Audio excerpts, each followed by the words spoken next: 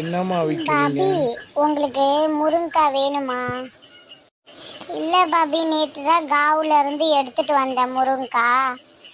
எனக்கு வேணாம். இதெல்லாம் ஒன்றும் வாங்க போகிறது இல்லை, சும்மா உட்காந்து டைம் பாஸ் பண்ணிட்டு வீட்டில் இருக்குன்னு இவளுங்களுக்குலாம் ஓசியில் கொடுத்தா அப்படியே வாங்கிட்டு போயிடுவாளுங்க. காசு கொடுக்கணுன்னா அவ்வளோ நாட்டக் பண்ணுவாளுங்க. வாங்க அப்பா, இப்போதான் சீதா கேம்லேருந்து வந்தீங்களா? ஆமாம்மா, என்ன முருங்கைக்காய் வச்சுட்டு உட்காந்துருக்கீங்க? முருங்கைக்காய் வேணும்னா வாங்குங்க அப்பா, 10 ரூபாய்க்கு எத்தனை வேணா எடுத்துக்கோங்க. நேற்று சாயங்காலமே வாங்கிட்டு வந்தேன், அதை வச்சு முருங்கைக்காய் சாம்பார் வச்சுட்டாங்களே.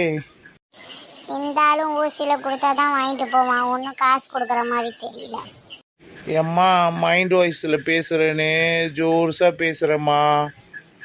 இல்லைப்பா, சும்மா சொன்னேன், தப்பா நினச்சிக்காதீங்க. சரிம்மா, நான் வரேன். நானே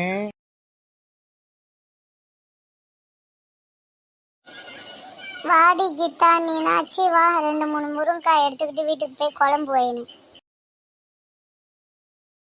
ஆமாம், அந்த ஆள் கம்பெனியில் வேலை செய்கிறேன்னு உலகத்து முருங்கைக்காய் எடுத்துகிட்டு வந்திருக்காங்க. எனக்கெல்லாம் ஒன்றும் முருங்கைக்காய் வேணாம், நீனே எடுத்துகிட்டு போ.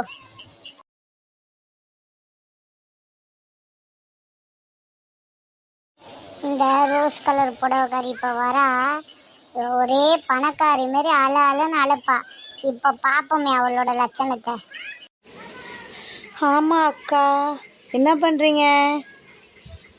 இல்லடி, பையன் வேலையிலேருந்து முருங்கைக்காய் எடுத்துகிட்டு வந்தான், 10 பேருக்கு விற்றுட்டேன், மிச்சம் கொஞ்சம் இருக்கு, உனக்கு வேணும்னா வாங்கிக்கோடி.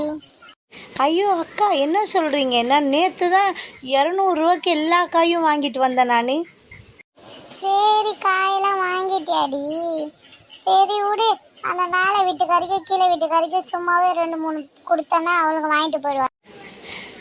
சும்மா கொடுக்குறீங்களா? சரி, அப்போனா நானும் ஒரு 2-3 பொறுக்கி எடுத்துகிட்டு போகிறேன் அக்கா. பாத்தியா, காசுன்னு சொன்னா நாய் 200 ரூபாய்க்கு காய் வாங்கிட்டு வந்துருச்சான். இப்போ பாரு, ஓசின்னு சொன்னோன்னு 2-3 பொறுக்கிட்டு போறேன்னு. எல்லாம் சரியான பிச்சைக்கார நாய்ங்களா இருக்குது.